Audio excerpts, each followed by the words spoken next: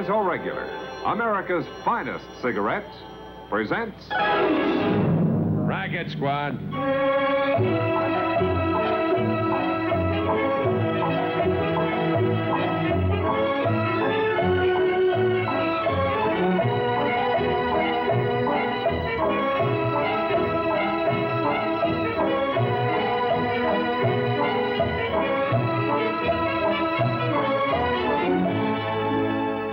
What you're about to see is a real-life story, taken from the official files of the police racket and bunco squads, business protective associations, and similar sources. It is presented as a public service by Philip Morris, a company whose product deserves your support and patronage.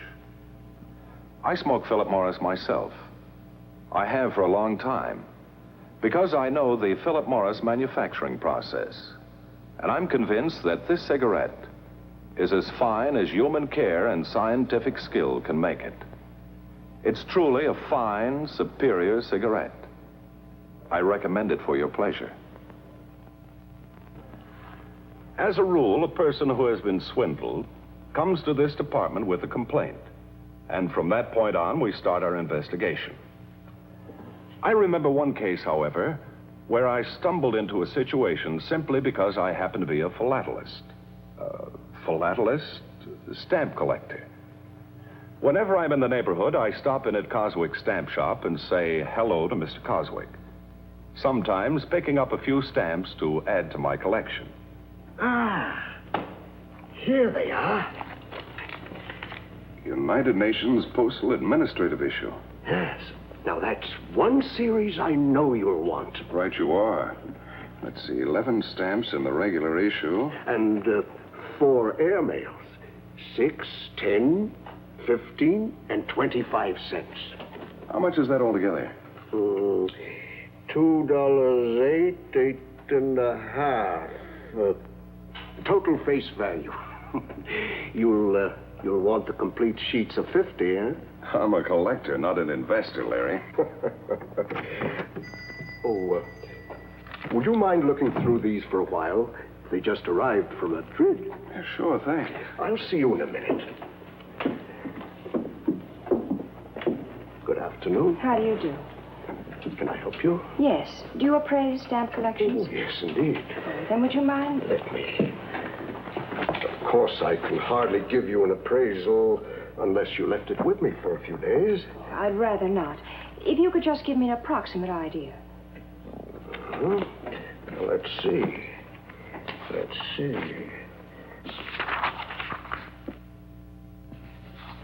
Well?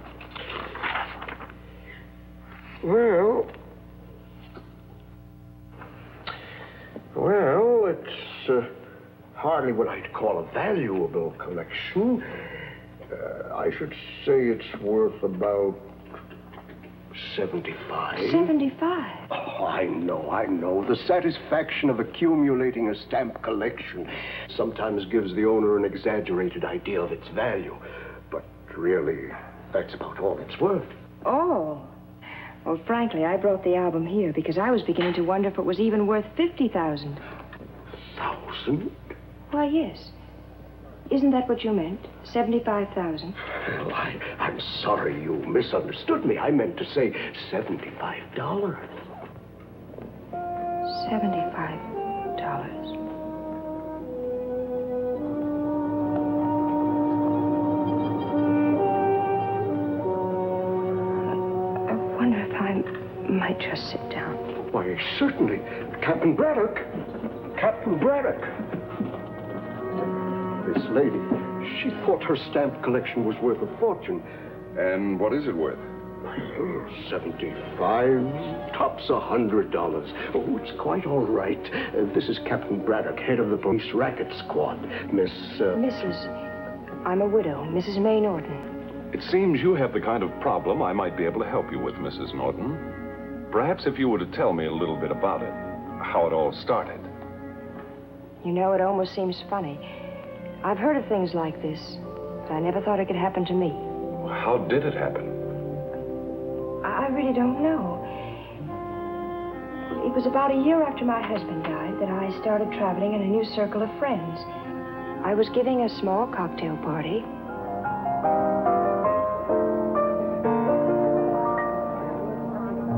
That's beautiful, Jim. Oh, excuse me. Harry, I'm so glad you could make it. Come in. Hope you don't mind an unexpected guest. Oh, not if he's a friend of yours. Paul, I want you to meet one of the loveliest ladies in America, Mrs. Norton. May, this is my dear friend, Paul Rostand. Paul's from Vienna. Welcome. I'm honored. And I'm thirsty. Excuse me. Well, we can take care of that in a hurry. Good. Where did you find him? Paul's all right. You know these wealthy Europeans, they can't resist a new pair of ankles. I knew his family long before the war. He's got money, background. He's a good catch for somebody. A bow and arrow, and you'd look just like Cupid. Who, me? That's the farthest thing from my mind. What's the closest, a martini? A double martini, I'm starved. Permit me. Well, that was quick. Yes, and painful. The lady has a husband. In America, they mix drinks. And in Vienna? We create them. What's so creative about a mere martini? The secret of a good martini is its dryness. And how dry can a martini be? Well, you taste it and you'll tell me. Wonderful. Thank you. Anytime you want a job as bartender, you have my unequivocal recommendation. And I thank you. Now, if you'll excuse me, I think I'll circulate. You know, he is the only friend I have in this large country of yours. Oh, don't worry. Soon you'll have lots more. Right now, I've decided I'd settle for one more. Oh? Very much so.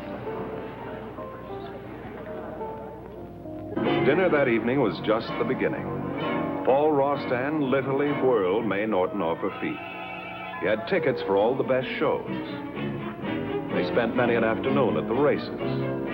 Flowers every day. And romance every night.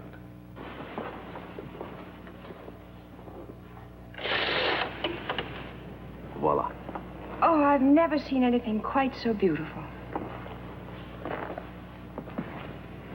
American scenery is surpassed by only one fact. I know. European scenery. No.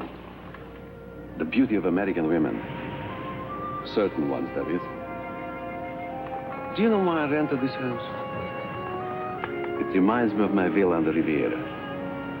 Villa on the Riviera, overlooking the blue Mediterranean. Oh, that's to dream about. Close your eyes and I'll take you there. A house built above the beach. And below, the gentle breaking of waves. There is a full moon. And the brilliant stars are shining like diamonds. And there is a beautiful girl.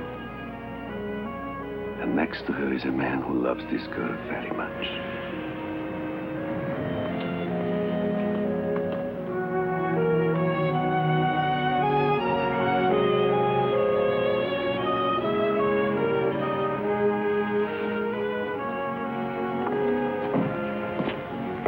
What's the matter? Too much magic out there. If that's a sample of your Mediterranean, it's much better than etchings. Etchings. But I do have etchings. Oh, no. Oh, yes. Let me show you.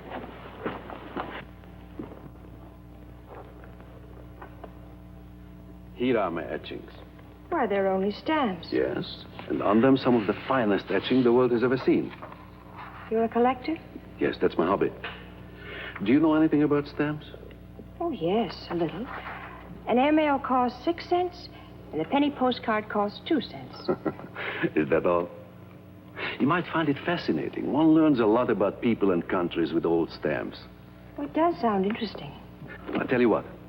If you are really interested, tomorrow we'll visit the International Stamp Agency. But first, we'll have lunch at the La Casetta. It's a charming Italian restaurant. I think you'll like it. All right? That'll be fine. Good. Oh, the 1 penny black. Oh, yes. I have several of these. They must be worth about $2,000 by now. Well, at present, it catalogs at $2,500. Really? Now, you see, I don't even know the... value of my own stamps. Oh, Mr. Wilson, I wish you would acquire the British Guiana 1-penny stamp for me. Well, I'll try very hard, but after all, $50,000 is what... $50,000 for one stamp? Yes, madam. It's the only one. Oh, excuse me. I'll catch the phone. I'll be right back. I had no idea stamps could be worth so much. Oh, yes, they are. Look at these, for instance. The Zeppelin issue. Originally, they cost $4.55. And their value has increased? $125, to be exact. The 2 sheets I bought at original cost, catalog now at $12,500. Do you still have all of them? Oh, some of them. Some of them I traded for other valuable stamps. That's part of the fun of collecting. But it's no competition to you. Did you drop by, Harry? You can't let Paul have a monopoly. Oh, I know you two have been seeing each other almost constantly. Can you blame me? He's charming. You can't blame him either, only... Only what? I'm worried about him. Well, that's hardly flattering. Oh, you know I don't mean it that way. I'm more than grateful he's in your good hands. Well, then what seems to be the trouble? The way that man runs through money. He can well afford to. In Europe, yes. But American dollars? That's something else. Well, he must have transferred certain accounts here. Why, only this afternoon he tried to buy a stamp for $50,000. Just what I'm talking about, May. He doesn't seem to realize he must put a stop to his spending until his money's cleared through the Foreign Exchange Board. A man can take only so much out of his country, you know. He doesn't seem to be worried. He isn't. But I am. Why should you be? Paul asked me for a $2,500 loan. Now that he's filed application to extend his permit to remain in this country, he must post a bond with the immigration authorities to cover whatever expenses might be incurred. A bond is nothing. It just means taking money out of one account and depositing it in another. Yes, I realize that. The trouble is, only yesterday I was down at the bank and, well, I tied up all my extra cash in a new investment. Oh, I see. Well, couldn't I put up the bond? After all, it's just security. If Paul thought for one moment that you were helping him, he'd... Well, you can imagine how he'd feel. But there's no reason I can't give you the money. And Paul won't have any idea where it came from when you put up the bond. Oh, May, you're wonderful. I hope Paul thinks so. He's picking me up for dinner. Well, I'd better go before he gets here. I wouldn't want him to know we were talking about him. This is a thriving city in the USA. Big, booming, prosperous. But if you were to take all the people in this city, they're just a fraction of the thousands upon thousands of men and women who have switched to king-size Philip Morris. So be wise about king-size. Call for Philip Morris. The truth is that this Philip Morris king-size, really is superior. It gives you every good thing you want in a cigarette. An extraordinary quality of excellence. A special built-in gentleness unmatched by any other brand. That's why, no matter how much you like your present cigarette, king-size Philip Morris will give you an extra measure of downright solid enjoyment and far, far more smoking comfort than you've ever known before. So be wise about king-size. Change to Philip Morris. Your taste can tell, your throat can tell, that king-size Philip Morris is the one brand that can give you what you really want in a cigarette. Yes, be wise about king-size. Call for Philip Morris. Remember, king-size or regular. If it's Philip Morris, it's America's finest cigarette.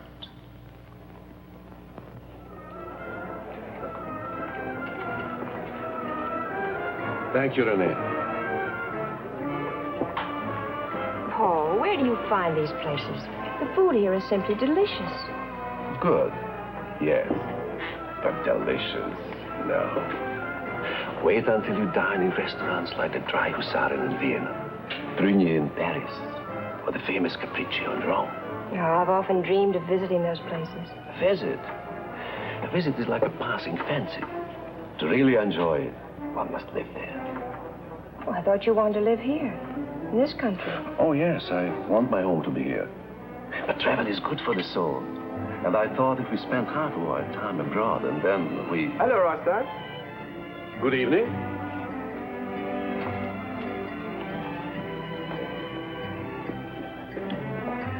May I present Mr. West? Mrs. Norton. Delighted to meet you, Mrs. Norton. Mind if I join you for a moment? No, for a moment. Do you mind? Well, Rostand, care for a drink? No, thanks. Well, how about it?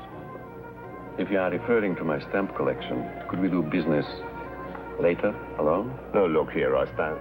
Face facts. I know you are in need of American dollars, and I'm ready to do business with you now.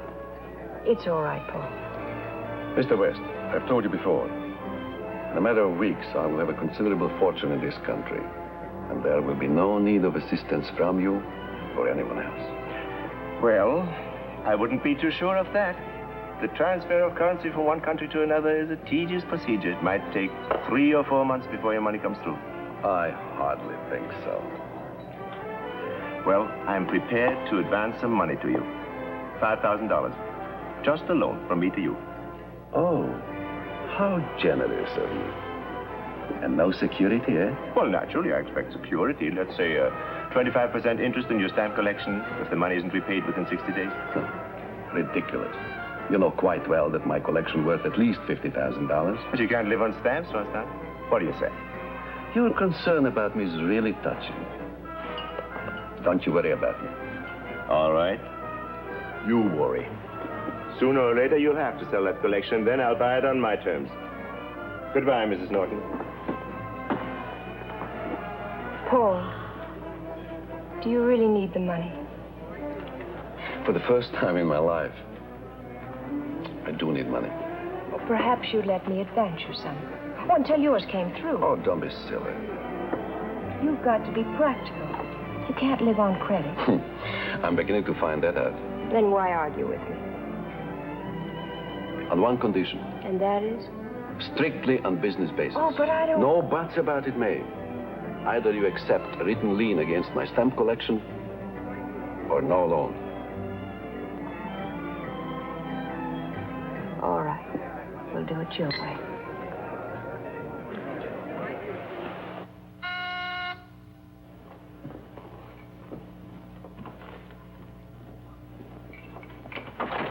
See, darling, I'm off. Obviously, you weren't expecting me, Mrs. Norton. Obviously. I'll only be a minute. I think you will be interested in what I have to say. I really haven't much time. Paul, Mr. Rostand will be here shortly. Oh, then I'd better come to the point. I have a check for you, Mrs. Norton, for $7,500. What's that for? Your lien against Rostand's stamp collection. You can make a quick profit of $2,500. What makes you so sure I advanced money to Mr. Rostand? Well, there are ways of finding out things like that. Whatever you found out is my business. And acquiring rare stamps happens to be mine. Figure it this way, Mrs. Norton. You'll be making 50% on your investment. It's not that kind of an investment. That must be Mr. Rostand now. You're adorable. What is he doing here? Suppose you ask him. Well, Mr. West? Good evening, Rostand. Is it? Frankly, no. I've just been trying to buy Mrs. Norton's interest in your stamp collection. But don't worry, my friend. Mrs. Norton thinks more of you than she does of the stamps. I think we have finished our discussion, Mr. West. I'm afraid we have. Good night.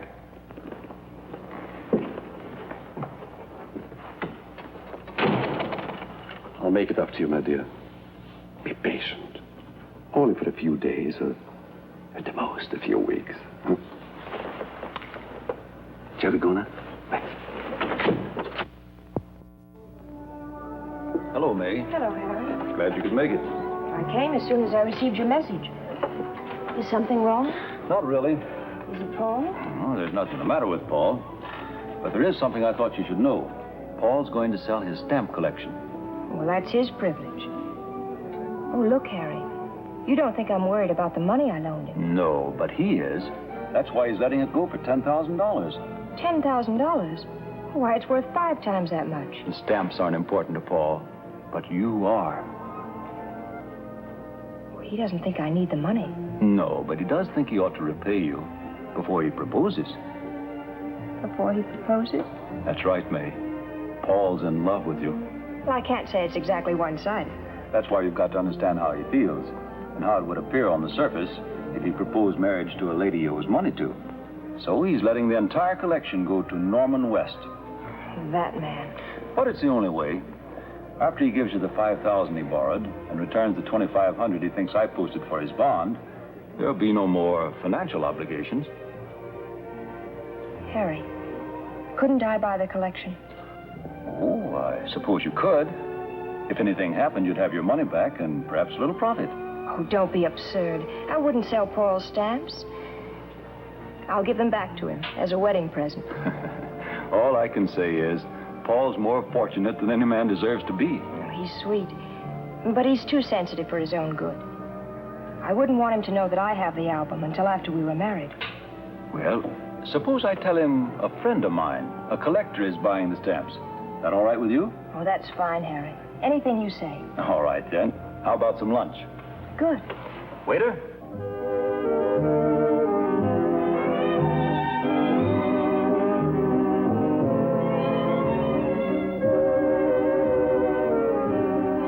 Mix me a drink? The same? Mm-hmm.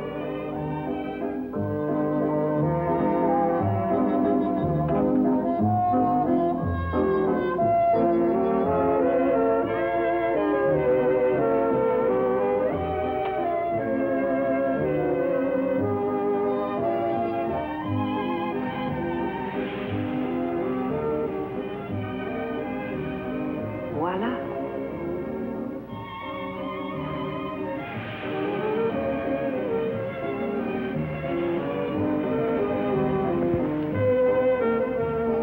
You know, there was a time when I thought the waltz was meant only for Vienna.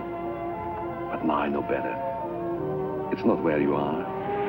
It's who is in your arms.